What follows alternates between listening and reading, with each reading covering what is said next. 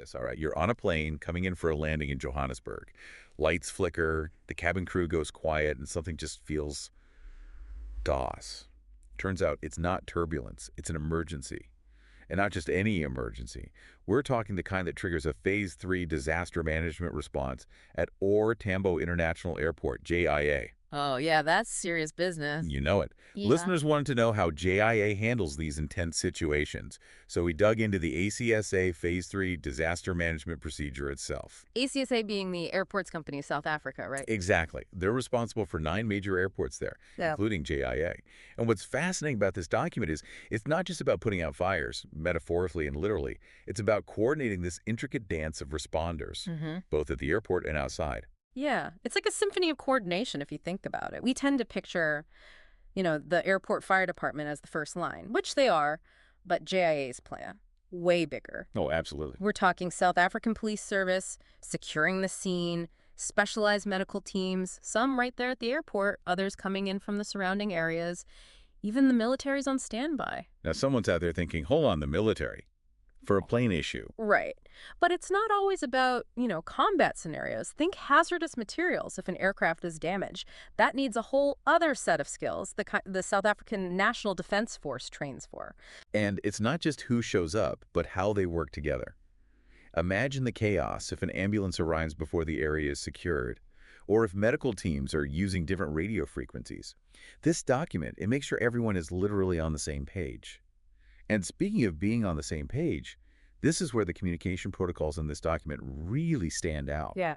The detail, it's impressive. It really is. They don't just say, crash on the airfield.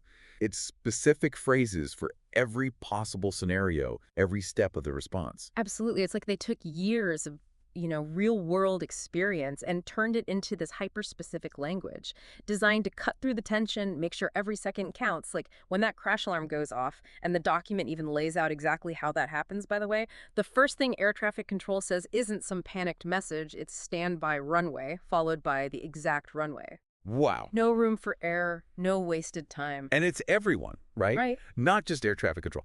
Every single team, the fire and rescue, medical personnel, everyone's got their communication channels, their protocols. It's about ensuring a synchronized response when it matters most. Okay, so let's walk through this. Let's say, using your emergency landing scenario from before, Flight 555 has a near miss on the runway. Air traffic control, using that precise language we talked about, they alert the airport emergency center. What happens next? It's like a chain reaction, right? Things start happening fast. Right. While the fire and rescue teams are racing towards, and it's important to note here, the document stresses specifying the location. So in our case, runway 03L. Okay, runway 03L, got it. Other airport personnel are jumping into action too. The folks in security, they're not just watching the cameras anymore. They're sending teams out to pre-planned meeting points, secure areas inside and outside the terminal. That's where they'll direct passengers, crew, anyone who needs to be moved away from the immediate danger. It's like this whole other layer of response happening simultaneously. Exactly. And keep in mind, we're talking Phase 3 emergency here. So it's not just the people on Flight 5555, it's the ripple effect. You've got other travelers, delays, anxieties. Right, the whole airport's affected. Exactly. And the document, it even outlines how the duty manager works with the airline and, importantly, the airport's head of security to set up specific zones for family members who are waiting for news, friends meeting passengers, and in a real emergency landing. Potentially even survivors. They even have procedures to get a chaplain on standby. Emotional and spiritual support right when it's needed most. And that actually brings us to something really important, but often overlooked in these situations. The human element. It's easy to get lost in the weeds, Yeah. thinking about fire trucks, security protocols, all the logistics.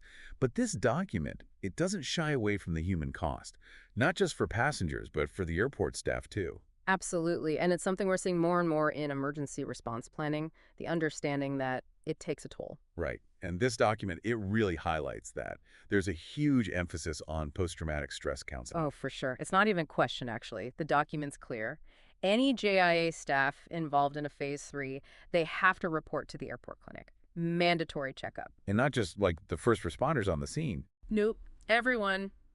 Even if you were managing things from the control tower, you're talking to someone. Wow. So it's taken very seriously. It has to be. It's not about being, Nice.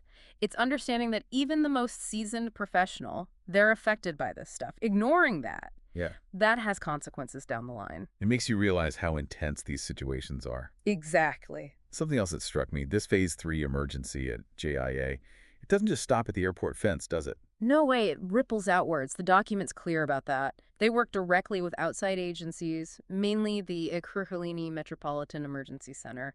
Think of them as, like, the backup arriving. Right. More ambulances, maybe setting up first aid stations outside the airport for those who don't need to go to a hospital. Right, making sure the hospitals are ready for potentially a lot of patients. Exactly. And it goes beyond that, too. They've got ways to keep families informed, offer them support, which you can imagine in that situation, people are frantic. Absolutely. And, we talked about communication being so important in those first few minutes. It's the same when it comes to standing down from the Oh, emergencies. yeah, totally. Things calm down, but it's not a free-for-all. The document's crystal clear. Only one person can downgrade or officially end a Phase 3, and it's not up for debate. And who's that? The Foxtrot Tango leader. Which is. Basically, the head of the airport fire and rescue service, they're the ones who've got the experience, the on-the-ground knowledge to make that call. No one else. It's like this controlled return to normalcy after things go haywire. That's a great way to put it. So from that initial, heart-stopping moment of a possible emergency landing, all the way to how they carefully stand down the response, JIA's plan, it leaves no room for doubt. It's about ensuring a coordinated, almost dare I say, elegant response to what could be total chaos. It really highlights how crucial planning is in these situations. Airports, they're already these crazy complex places with so much going on behind the scenes. To have a plan like this, one they've practiced, it can make all the difference. It really makes you appreciate those little emergency cars they have on planes, doesn't it? Right, you actually pay attention. Yeah. But it also makes you think, as technology changes, new threats pop up, how will plans like this need to evolve? What new challenges are they going to face? Now, those are some thought-provoking questions for everyone listening. Unfortunately, we're out of the runway for today's deep dive, but we hope this look into JIA's incredibly detailed plan has given you a new appreciation for how much goes into airport safety. And of course, the dedicated people working behind the scenes to make sure your trip goes smoothly. Safe travels, everyone.